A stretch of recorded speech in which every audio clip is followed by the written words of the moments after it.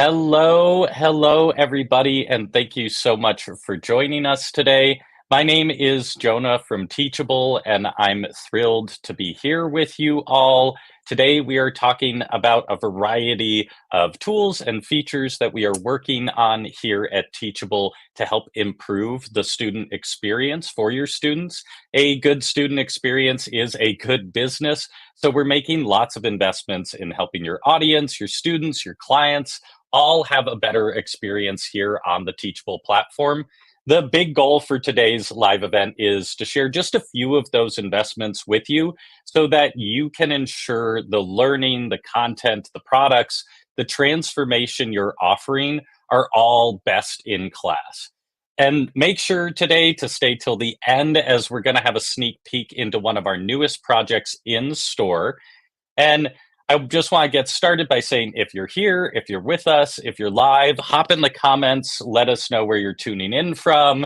We love hearing what is it you teach, what's the name of your Teachable school, or pop in your Instagram, your YouTube, any of your handles. It's a community we're building here, so we love to hear from all of you. And at any point throughout the event, feel free to ask questions. We will have time for those questions at the end. So if we don't answer them right away, we're not ignoring you. We're saving them and we'll answer them all at the end there. So once again, before we get started, letting people tune in here, giving you a sec so people can join, add your comments and questions. Please keep the feedback constructive. We're a positive community here, all trying to help each other. This is being recorded, so don't fret if you miss anything. You have to get up. The dog starts barking at the mailman. We will send you the replay of this. It will also be on our YouTube after the event. And if you're watching the replay, ask those questions or leave those comments in the comments. We do come back and look at those afterwards. The replay link will also be in the comments later. And if you haven't already, hit subscribe to our YouTube channel for more live events like this. We also have a ton of content on the channel from ourselves here at Teachable, trying to help you to run a better creator educational business, and also from all the creators that we work with and are excited to continue to lift up a lot of good advice on how to run a powerful business using Teachable and also just in this burgeoning creator economy. So I want to take a minute to introduce all of us who are going to be here today. I am Jonah. Like I said, I am the brand and content strategist here at Teachable. I am also going to be joined by Joanna. Hello, Joanna. Joanna is a product manager here at Teachable, and Jonathan is a senior product designer as well. So we're all super excited to be here for this event. And we're going to dive in. Linda, thank you for dropping a comment in there for the rest of the people here. Hop in, tell us who you are, and we're going to get started. Joanna, I'm going to hand it over to you, and let me know if you need anything. Great. Thank you so much, Jonah. So today we're going to be looking at some of the things that we have on the student side of Teachable. So we're going to help you see how you can preview the student experience, enhance learning with some of our features on Teachable, and also give you a sneak peek at a really exciting new feature that we're working on. And we'll have some time for Q&A at the end.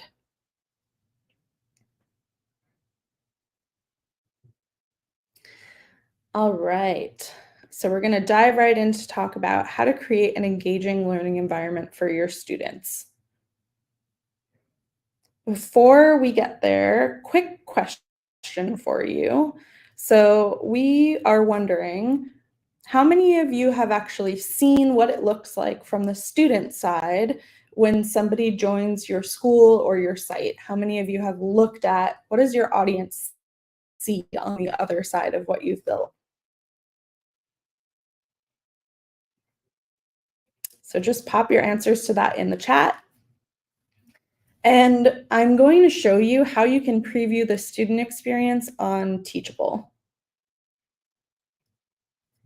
So some of the reasons that I would recommend that you do this, one is that it helps you to empathize with your students and really experience what is it like to be someone joining your course or your learning content. And what are some of the things that people might run into questions about or might have trouble with along the way. So previewing lets you see those things ahead of time and anticipate what your students might need so that you can add additional information if you need to, and also provide additional guidance if you think there's something they might run into trouble with. So I'm going to walk you through exactly how to do this on Teachable. So we'll take a look at a quick video that's going to show you exactly step by step how you can preview the student experience in your school. When you're setting up your Teachable school, you spend a lot of time on our admin pages, creating your products and pages and your theme for your school. But you might be wondering, what does it look like for my audience when they come to my school for the first time? They won't see any of these admin pages. If you want to see what your school will look like to your audience or to students who are coming to your school, you can go to the top right corner of your dashboard page and click View Your School. And that's going to bring you to a preview of your school for a logged in student. So you can see at the top, there's this preview bar and it says Preview as Student. That means I'm previewing as somebody who's actually enrolled in a product in my school. If I want to see what does my school look like to somebody who has not already enrolled or someone who's just coming to it for the first time, I can go to this dropdown and select Preview as Public. And that's going to show me what does my school look like to someone who's just coming here and who hasn't already purchased or enrolled in something. I'm going to go back to my admin page and I want to show you how you can also preview specific products. So let's say you have a course and you want to see what does it look like to be in that course. So I'm going to open up the course in my admin page, and then at the top of the setup page where it says curriculum preview, there's a button that says preview curriculum. And again, you can see I'm previewing this as a student. So this is what someone will see who's already logged in and signed up for this course. I can see my course curriculum. I can see the overview here. And if I open up any of these lessons, I can see just what my students will see when they've signed up for this course and they're taking it for the first time. So hopefully that's helpful. With other product types as well, you can preview. I'll just show you one more quick example. So if you have a digital download, here you can see there's a preview button. That's going to allow me to see what that product will look like for students who are signed up. And you can do this with any product on Teachable. You can always preview to see what your audience is going to see before they get there. So that might help you to identify some places you want to add more information or answer questions, or just where people might have questions along the way so that you can preempt those before they happen.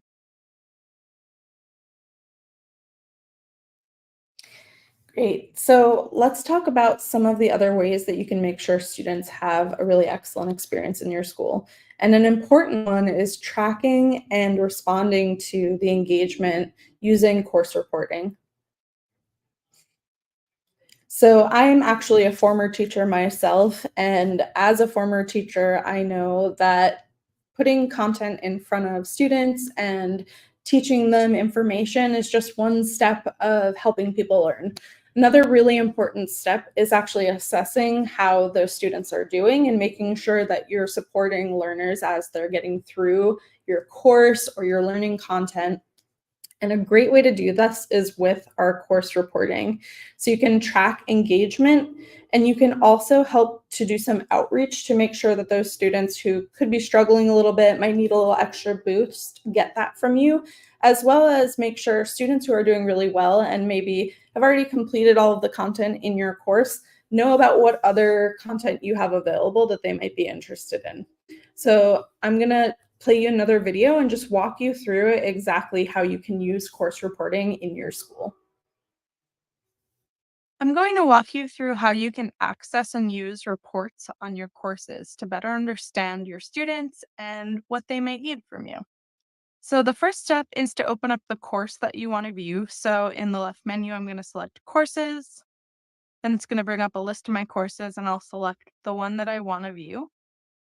And in the left-hand menu here, I can see there's an option for reports. So I'm going to select that option. And that's going to bring me to my lesson completion breakdown. So this will show me the average completion rate based on groups of students. I can also export a CSV from this report, and it'll show me for every single student what lessons they've completed, as well as things like their quiz score. So that's really handy.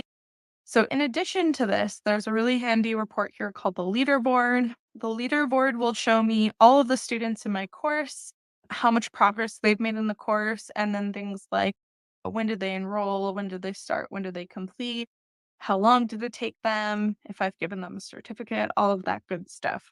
And this is really handy because it'll show me some students who might be ready to move on to the next step. So these might be people I'd want to reach out to, as well as students who may be falling behind and might need me to reach out so that I can give them some encouragement or help answer some questions for them. So all of these columns here can be sorted. If I want to see who is in first place, who is in last place, I can do that here. And I can also export all of this information. Another useful report is the video stats report.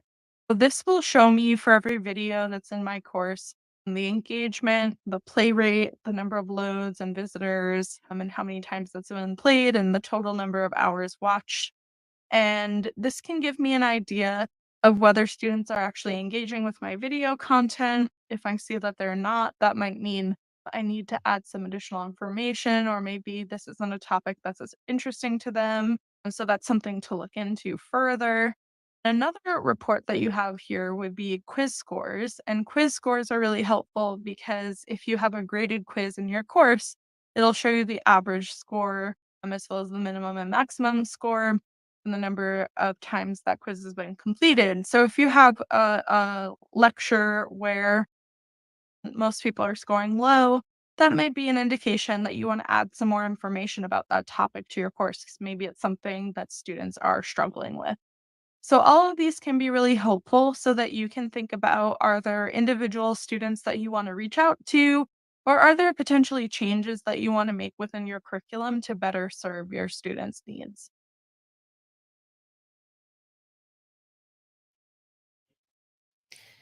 So you might know this or you might not, but students who use our mobile app are actually 2 times more likely to return by day 3. So as I was just mentioning in the last video, you want to really encourage students to come back if they start to fall off. And you might be wondering, why is that so important? Again, in order for students to get the most out of your course or your learning content, they have to actually use it. They have to go in and access the content. They have to interact with it. And that's going to be super important both for them to get the value out of the products that you're selling, but also so that they want to come back and they want to get more from you. So we always want to encourage any behavior that can help ensure that students are as active as possible and that you retain those students in your courses. All right. So we have worked hard to ensure that your students can learn whenever and wherever. And a great way to do that, in our next slide, I'll show you, is a mobile app. 55% of students take courses on mobile. So a lot of your audience is probably on mobile when they're accessing your content.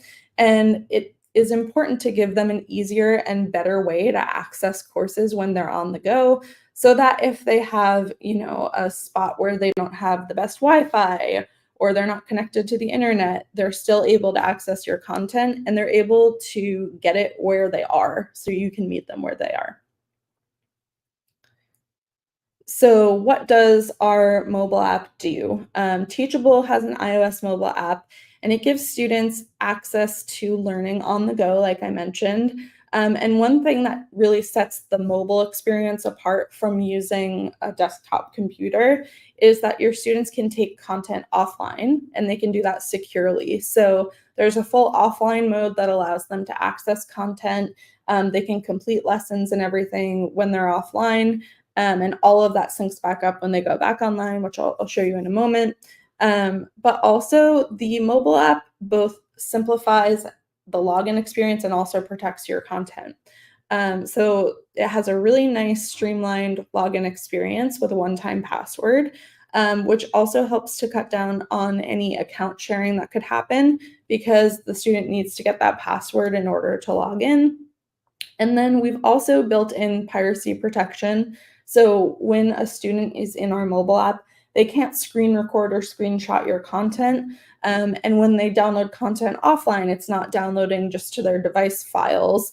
It's only downloading within the mobile app itself. So they can't share your content in ways that you wouldn't approve of them doing.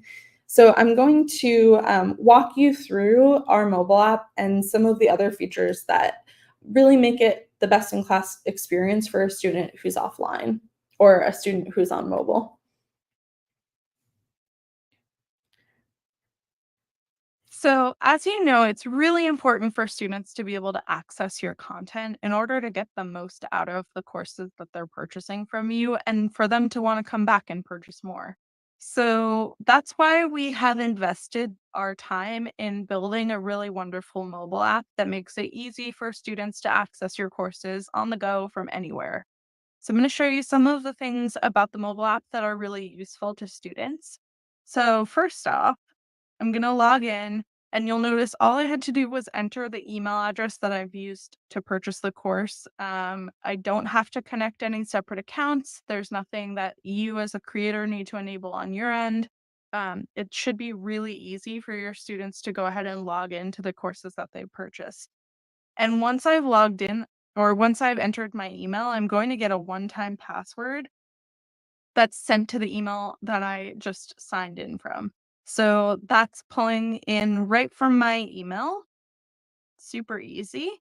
And then, as you can see, all of the schools that I've enrolled in that are associated with that email address are all in one centralized place for me to access them easily. So from here, I can access any of the courses that I'm enrolled in these schools. And I'm going to show you a couple of nice features that pull over from the web into the mobile app. So, for one thing, if you're using some of our advanced features like Drip, where you're releasing content on a specific date or a certain number of days after enrollment, that will continue to work in the mobile app. So, students will be notified if they try to access any content that's not available to them yet. And if you use compliance, which is a feature that releases content based on whether students have completed lessons, that also will work. And it'll help them resume whatever lesson they still need to complete if they try to open a lesson that is not ready to be accessed yet. Another great thing about the mobile app that you might not know is that there's actually piracy protection for your content. So right now you can see what I'm recording because I'm using a staging version of our app. But if I go to the real version of our mobile app, the version that students can download, you can see what I'm recording up until the point I go into a lesson. So when I go into any content that you really wouldn't want somebody to be able to screen record and share, or screenshot and share, that's actually being blocked out, and now you can't see what I'm doing because we blocked the screen recording. So let me go back to our staging app so I can show you in real life what students will see. So another really fantastic feature, and the thing that sets the mobile app apart from accessing content like through a mobile browser, for example, is that students who are on their mobile devices often are going to be going in and out of having cell service, in and out of having internet connection, and they want to be able to take their learning on the go. So we've built a full offline mode that enables them to download content. They can actually download lessons within the app to access them offline, as well as entire courses. And your content is still only accessible within the mobile app, so it's secure. It can't be shared by that student, but it's easy for them to be able to use it. So let me show you an example where I haven't downloaded. So here you can see I have the option next to the lesson to hit that little arrow icon, and that's going to allow me to download just that lesson. Or let's just remove that. If I want for a whole course to download, I can go to the top and hit the arrow icon at the top, and then any lessons that are available to be downloaded will be downloaded to my course. Um, so another thing I'll show you real quick is what this looks like when you're actually offline.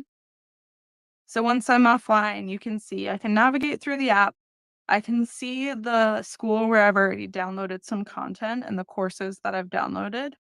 And then from there, I can access the lessons that I've downloaded. And if there's anything that I can't access yet, you'll see I'll get a notification that I should download it. But let me show you what it looks like. Just like when you're online, you can actually complete lessons. And then when you go back online, you can see there's a banner at the top that says reconnect sync progress. So let's reconnect. Progress syncing, progress saved. So anytime that I complete lessons when I'm offline, as soon as I go back online, that progress that I've made will be saved and it will carry over. So I don't have to redo those lessons when I go back online. So I hope you and your students will give the mobile app a try because it's a really fantastic tool that you have available to you at no additional cost. And it really can drive higher student engagement so that your students get the most out of the content in your school. And so they keep coming back for more. All right. So if you haven't already tried our mobile app or encouraged your students to try our mobile app, there are a couple of different ways you can access it. There's a QR code on the screen right now. You can go ahead if you have an iOS device nearby, just scan that and it'll take you right to the download. Or you can go to the App Store and you can search Teachable and it'll come up. And the app is available on both iPhone and iPad, so any iOS device. And I definitely encourage you to both use it and also let your students know that it's available.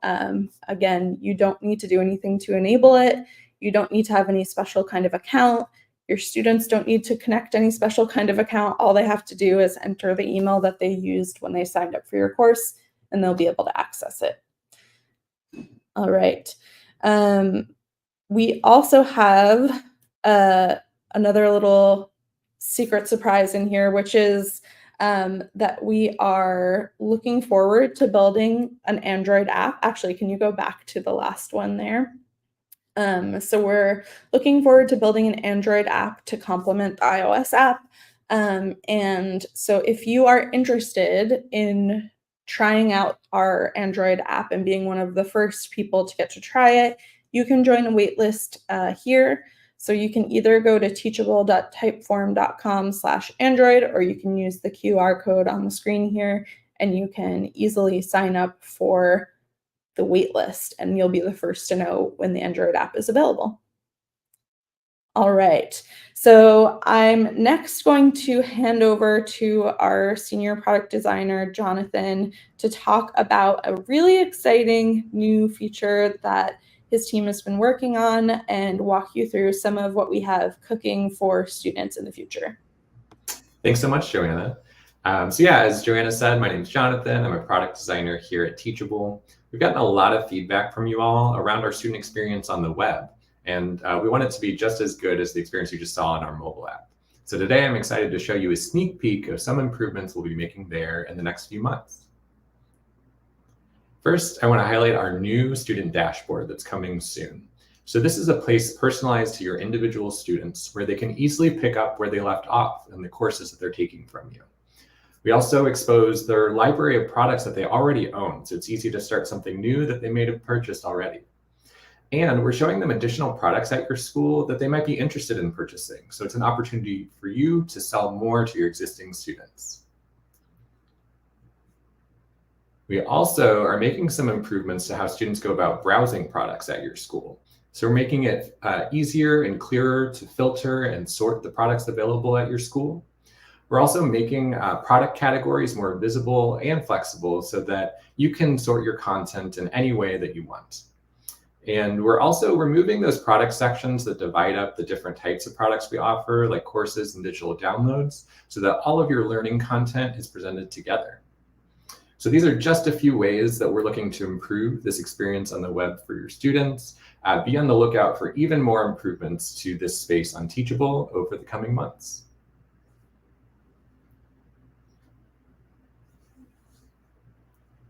All right. Thank you, Jonathan and Joanna. For everyone watching, please hop in the chat. Let us know if you have any more questions. I saw a couple in there. And I want to start just with a question, especially for people building courses and thinking about mobile. Do either of you have any advice for like quizzes or certain elements of features we offer that are especially useful on mobile? Yeah, so quizzes are a really great one. Quizzes allow you to set up questions, multiple choice questions that you can use to assess. And those can be graded questions where you actually record the scores that students get on the quiz. You can look at that later so that you can assess what they've learned.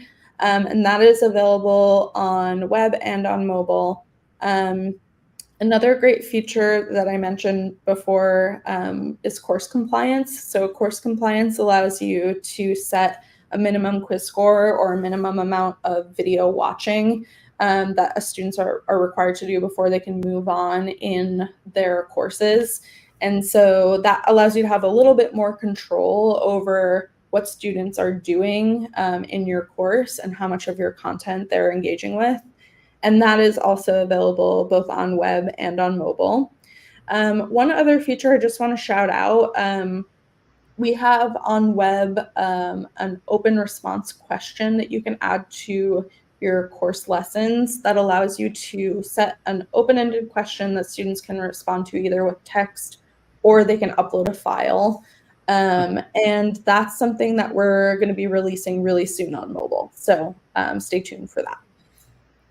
Very cool. Jonathan, Yeah. did you have any other tips? No, I think Joanna covered all the great ones. Yeah, I'm gonna bring a question up here from, sorry if I mispronounce your name. It's either Deneen, Denian, or Denion if you're French, but let me know if I pronounced it right. They were asking, does Teachable support live course trainings via PowerPoint? So if someone wants to do live elements to their course, how do you recommend they do that? Yeah. Jonathan, you want to take this or you want me to? Sure, yeah, I can take it. So we have a great integration with Zoom. So you can actually connect Zoom lessons or Zoom calls to your lessons. And so if you're wanting to do live elements, it'll tell students when it's coming up, but it'll allow them to join it. And I believe it even saves that recording there in the lesson after the fact. So definitely recommend using Zoom as a way to kind of do live courses and trainings. And you can do the PowerPoints and slideshows there.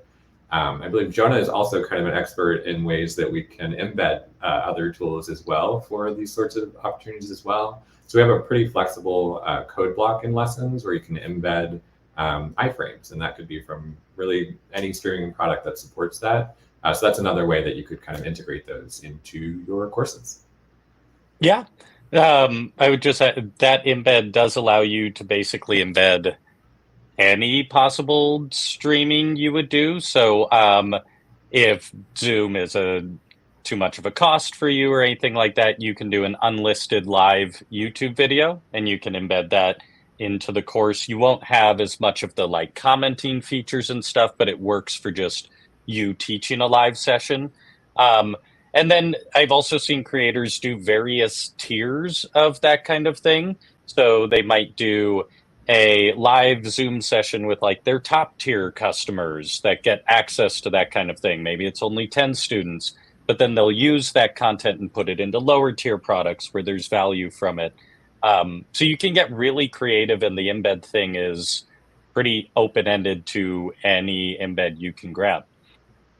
I wanted to bring up next question here with breakthrough color is there a way to pin a comment to the top? Or how would you recommend maybe taking that piece of information and making sure it's like up top and valuable? Yeah.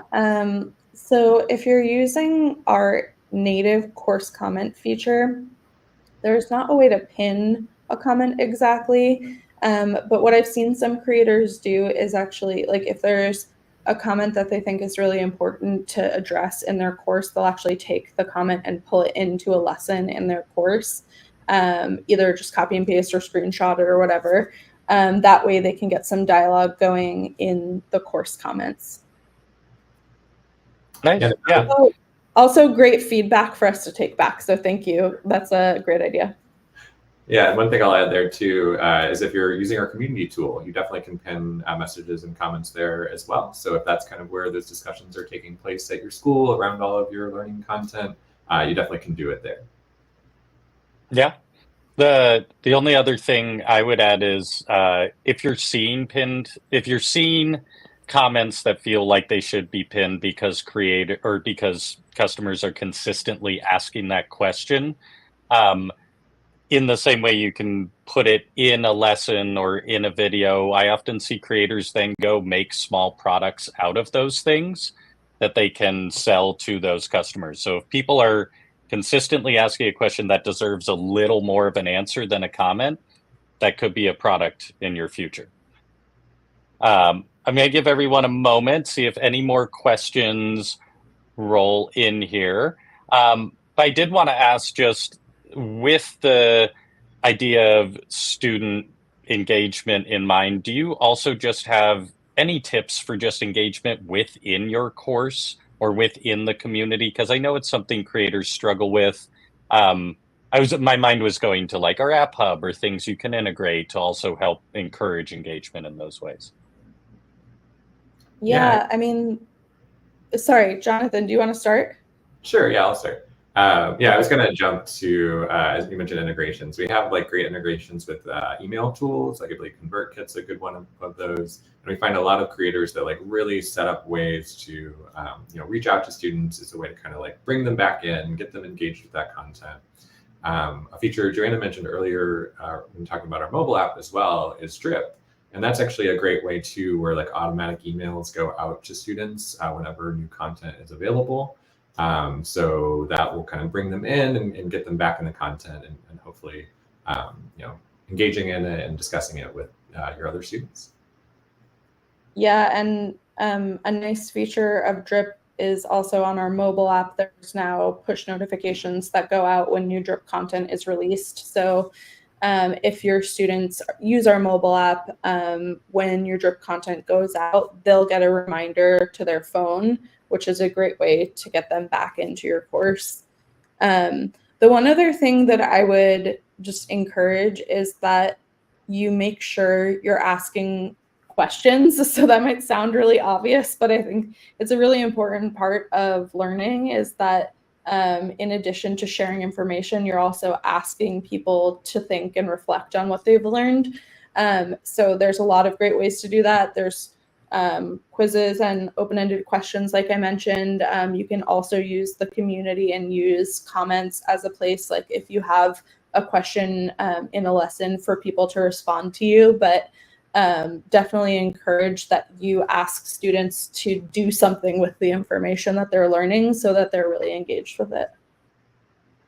I love that you said that because sometimes I think the obvious things are the things we miss. I've definitely taken courses where it's less that you notice when someone doesn't do that, but when someone does do that consistently, you're like, oh, that is working. Thank you both so much today. For everyone watching, hop in the comments, whether you're watching live or the replay. Let us know if you have any other questions or ideas. And especially when it comes to student engagement, we consistently learn from you how you use the product or how you use various tools to make this happen. So we love hearing how you solve those problems and what you do. And thank you all so much for being here. Thank you, Joanna. Thank you, Jonathan. And we hope to all see you in the near future. Thank you both. Have a wonderful day. Thank you. Thank you.